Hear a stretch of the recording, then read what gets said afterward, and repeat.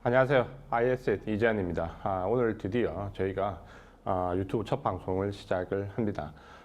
그동안 이제 어떻게 보면 천편일률적으로 똑같은 내용의 똑같은 형식의 똑같은 멘트를 가지고 말씀을 많이 드렸는데 이제 진짜 제가 하고 싶은 얘기를 좀 담고 싶은 영상을 좀 만들고 싶었고 30년간 주식 투자를 해오면서 제가 겪었던 경험과 이 노하우가 지금 현재 시장에서 어떤 부분을 말씀을 드려야 될지, 어떤 부분이 가장 중요할지, 가장 제가 하고 싶은 말씀을 드리는 방송을 만들고 싶었습니다. 그래서 이 방송은 저희 IS에서 기획을 해서 방송을 하지만, 저의 모든 투자 노하우와 그리고 지금 시점에서 가장 드리고 싶은 얘기를 가장 편안하게, 가장 필요한 얘기만 전달을 좀 해드리려고 합니다. 그동안 이제 방송에서 여러 가지 모습을 보여왔고, 여러 가지 이제 내용을 좀 전달해 드렸는데, 그동안 한 달여 동안 방송을 쉬면서, 이제 저를 좀 많이 돌아봤습니다. 그러니까 어떤 부분에 얘기를 드릴까, 어떤 부분에 저에 대해서 가장 기대를 할까라고 생각을 해봤더니, 역시 이제 저한테 기대하시는 많은 부분은 인사이트, 시장에 대한 인사이트와 그리고 지금 시장을 좀 냉정하게 볼 수 있는 기술적인 부분, 이런 부분에 대한 기대치가 가장 높다라고 판단을 해서 이 부분에 대해서도 차근차근 잘 말씀을 좀 드리려고 합니다. 오늘 이제 첫 번째 시간에서 말씀드리고 싶은 내용은 시장 얘기를 좀 해야 될 것 같아요. 그러니까 지금 시장 얘기를 좀 해야 되는데 그냥 뭐 지금 시장 국민이 어떻다 이런 얘기가 아니라 제가 한 30년 정도 주식 투자를 하다 보니까 사실 그 시장의 어떤 그 사이클이 있습니다. 그냥 우리가 단순하게 뭐 금융장세, 역금장세 이런 게 아니라 딱 보면 시장이 어느 시점에서 사이클이 있는데 이 사이클에 따라서 돈을 벌 수 있는 시기가 있고 돈을 벌지 못하는 시기가 있는데 어떤 면에서는 이 돈을 벌 수 있는 시점을 초입을 찾아내는 게 어떻게 보면 주식시장에서 가장 중요한 일 중에 하나입니다. 근데 지금이 아마 제가 봤을 때는 그런 위치에 좀 시장에 들어와 있지 않을까라는 부분을 계속 의심을 해봅니다. 그러니까 제가 한 30년 주식 투자하면서 겪었던 과정은 뭐 IMF 때라든지 뭐 좀 작게는 뭐 차이나 쇼크도 들어갈 수 있고 금융위기도 들어갈 수 있고 이번에 팬데믹도 들어갈 수 있는데 항상 뭔가 금융시장을 요동칠 만한 큰 변동성이 오면 항상 거기에 따르는 굉장히 큰 고통과 그 고통이 끝나는 시점 이후에 정말 어마어마한 보상이 뒤따르는데 지금이 이제 그런 보상의 시기가 아닐까라는 합리적 의심을 계속 해봅니다. 그러니까 제가 왜 이런 생각을 해보냐면 이전에 저한테도 한 2번 정도의 기회가 있었거든요. 그거는 금융위기 때고 또 그전에는 IMF 때인데 사실 그때는 제가 기회를 충분히 살리지 못했습니다. 그때는 제가 좀 젊었던 시기고 그러다 보니까 이게 얼마나 큰 기회인지 모르고 뭐 이런 거죠. 매매를 해서 계좌를 켜서 계좌가 한 3배 되니까 이 정도에 너무 즐겁고 기쁘고 만족스럽대. 근데 지나고 보니까 그때가 계좌를 한 10배 정도 만들 수 있는 시기였는데 2~3배의 만족을 하고 지나갔죠. 그때는 경험이 부족했기 때문에. 그래서 이번에는 저도 아마 이런 기회가 제 인생에서 이렇게 많을 것 같지는 않아서 이 기회를 계속해서 어떻게 살릴까 고민을 많이 하는데 항상 그 시점에는 큰 변동성과 이 변동성과 맞물려 있는 금리의 관계에서 항상 그 해답이 나옵니다. 근데 이번에 이제 7월 달에 FOMC에서 25bp 금리 인상을 하면서 어떻게 보면 이제 금리 인상은 거의 중단, 마무리 국면입니다. 한 번 정도 더 남아있다라고 하는데 제가 볼 때 그 한 번은 영원히 안 할 수 있습니다. 그러니까 금리를 인하하기 전까지 이 금리 인상에 대해서는 여전히 여지를 두기 위해서 한 번은 인하하지 않고 끝까지 갈 수 있습니다. 그러니까 그 부분을 본다면 지금 이제 실질적으로 금리 인상이 어느 정도 마무리되는 국면인데 우리가 이 금리가 인상되고 금리가 중단되고 금리가 다시 인하되는 그 찰나가 항상 중요한 분기점입니다. 그러면 지금 우리가 생각해야 될 부분은 금리 인상 중단되는 이 시점에서 투자를 어떻게 가져갈까야 될 부분인데 저는 2가지를 꼭 강조를 드리고 싶습니다. 첫 번째는 일단 시장의 금리 인상이 중단되고 항상 금리 인상이 중단되는 시점에 뭐가 오냐면 경기 침체에 대한 우려감이 옵니다. 근데 이 경기 침체에 우려감이 오는 거는 항상 그 시차가 있는데 개인 투자가분들이 이 시차를 맞추지를 못해요.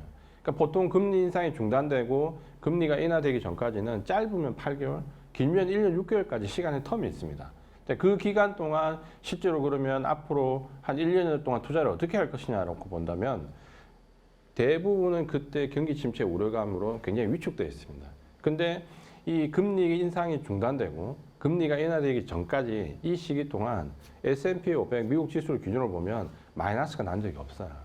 대부분 다 수익이 날 정도로 뭐 5%면 5%, 10%면 10%면 대부분 수익이 났던 경우가 훨씬 더 많습니다. 그러니까 지금 현재 금리 인상이 중단되는 이 시기에 경기 침체에 대한 우려감보다는 수익에 대한 기회를 살려야 된다는 거죠.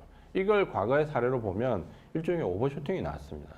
오버슈팅이 나왔고 이 기간 동안 그러면 금리 인상이 중단됐던 시기와 금리 인하되기 이 시기에 어떤 부분에 투자를 해야 수익이 날지는 잠깐 제가 그림을 하나 보여드리겠습니다. 이 그림을 보면 좀 이해가 가실 건데요. 금리 인상 중단됐던 시기에 자산별 실제로 상승률, 등락률을 보면 지금 보시는 것처럼 나스닥이 월등하게 수익이 좋았습니다. 과거의 금리 인상 중단 시기에. 그리고 두 번째 수익이 좋았던 것은 의외로 10년 국채입니다.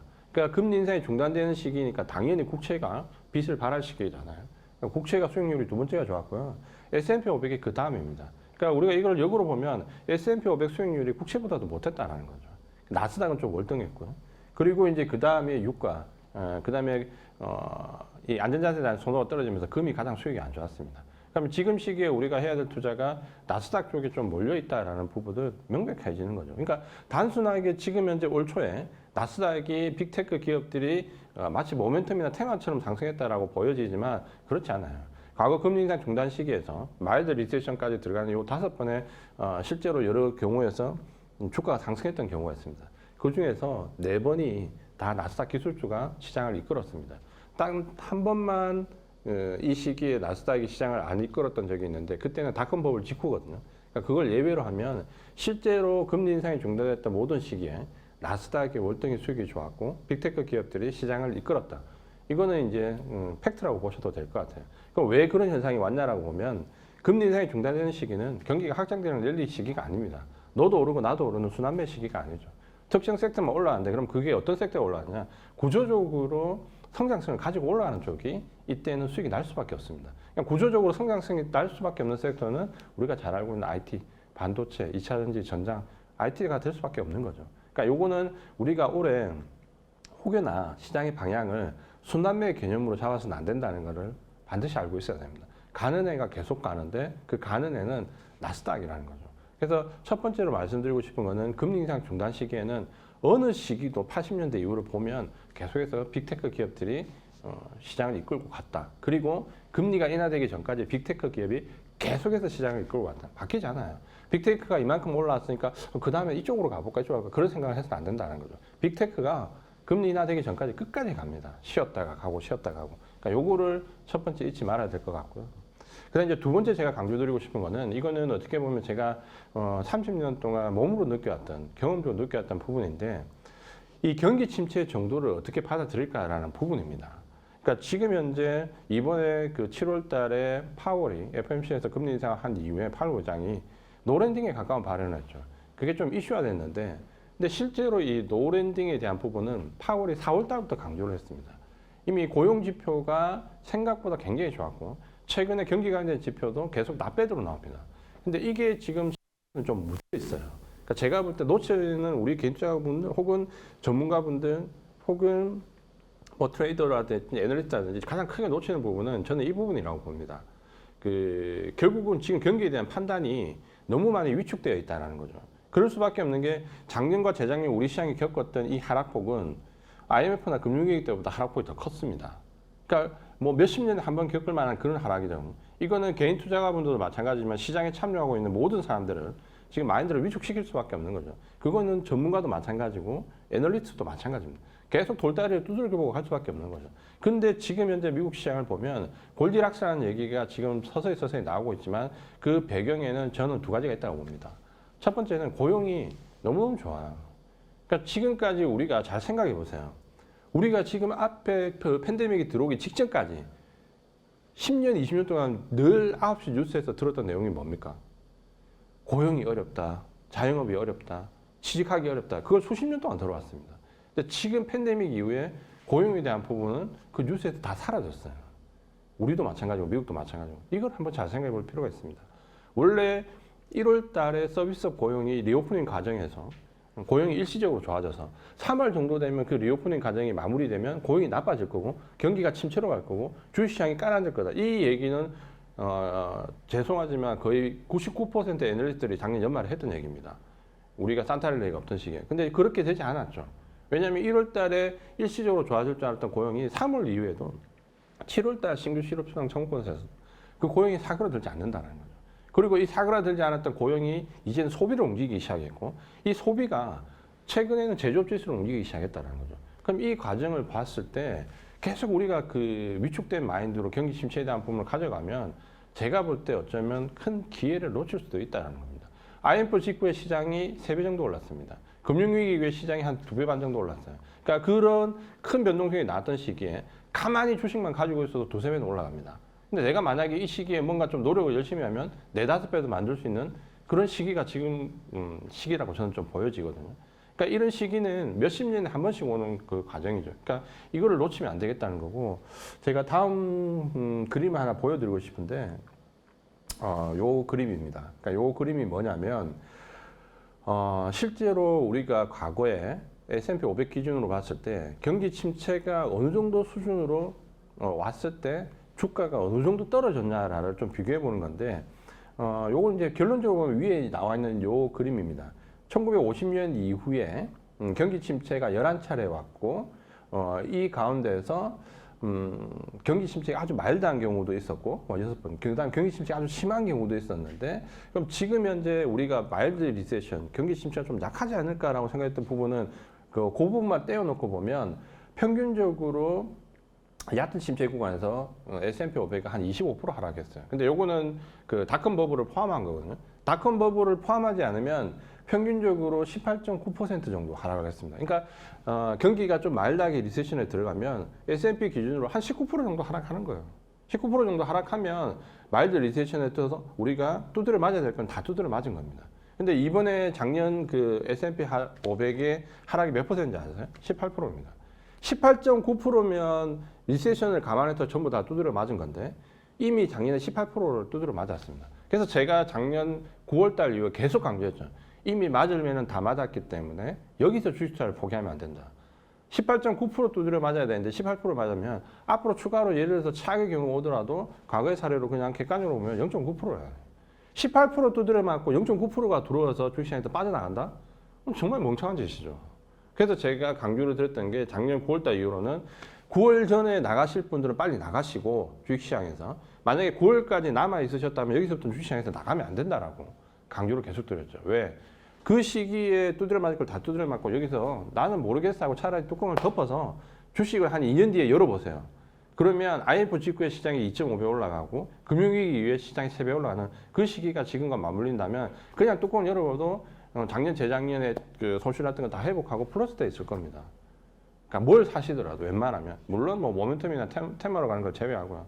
그러면 지금 시장이 어떤 위치인지 알 수 있는 거죠. 그래서 제가 오늘 그 시장과 관련돼서는 두 가지를 꼭 강조를 드리고 싶은데 하나는 좀 전에 말씀드린 것처럼 금리 인상 중단 시기에 주식시장이 내려간 얘기가 별로 없다.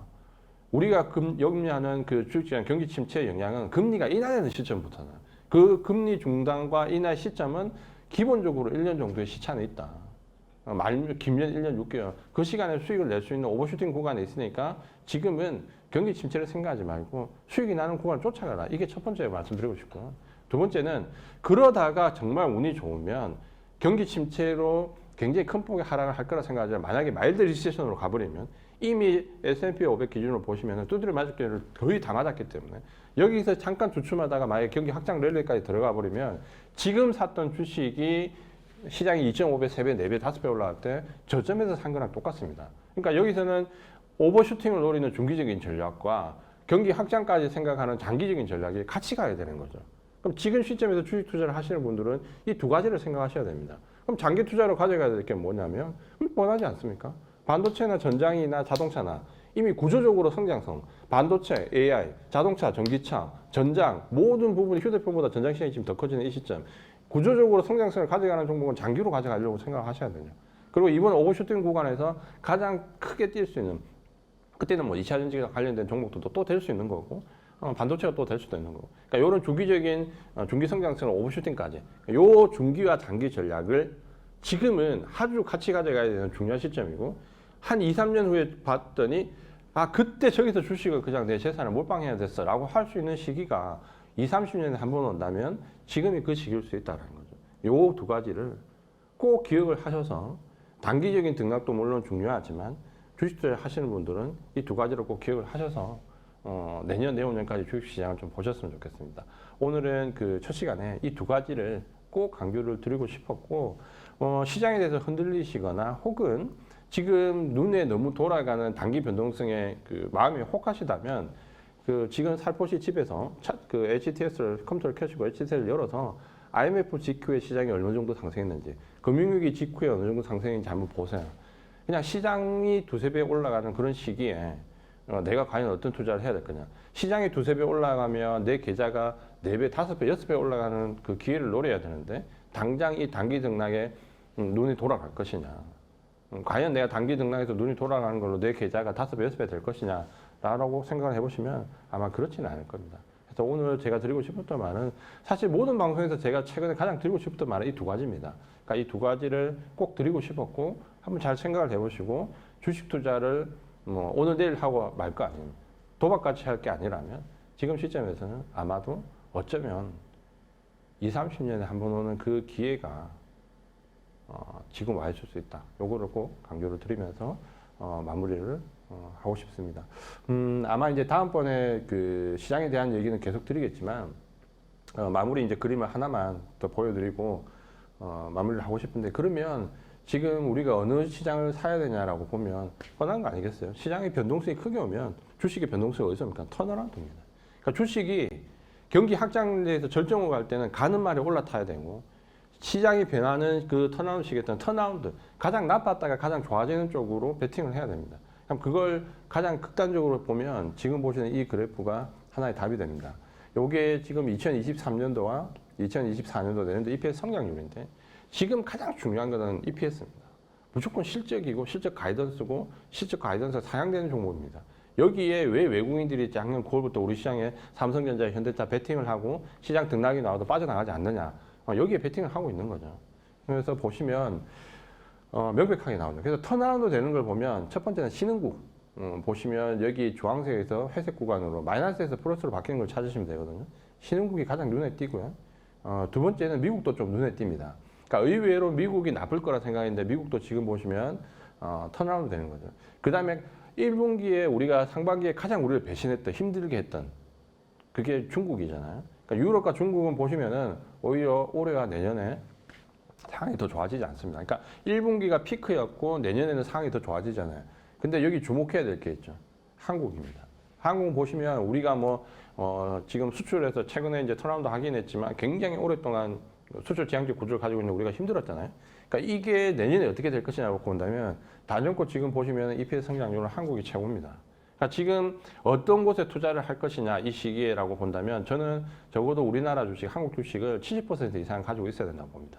그러니까 요 상을 보시면은 지금 증시가 가지고 있는 국면과 우리 증시가 가지고 있는 국면, 요 두 가지를 잘 생각해 보시면 내가 앞으로 어쩌면 2, 3년 동안 정말 주식시장에서 큰 부를 이룰 수 있고 충분히 그런 시기가 왔구나. 이건 제가 드리는 것도 아니고 누가 만들어 드리는 것도 아니고 몇십 년에 한 번씩 시장이 주는 거죠. 그러니까 이 기회를 절대 놓치지 말고 잘 활용해 보시고 눈앞에 보이는 것보다는 지금 시장의 국면은 잘 파악을 하셔서 대응을 하셨으면 좋겠습니다. 오늘은 첫 시간에 이제 시장에 대해서 말씀을 드렸고요. 이 시간 앞으로 계속해서 제가 드리고 싶은 부분, 시장과 지금 시장에서 가장 이슈가 되는 부분에서 대응 전략, 투자 전략 계속해서 말씀을 드리겠습니다. 꼭 주목을 해주시고 구독과 좋아요 반드시 좀 눌러주세요. 오늘은 첫 시간 여기까지 말씀드리겠습니다. 이재현이었습니다.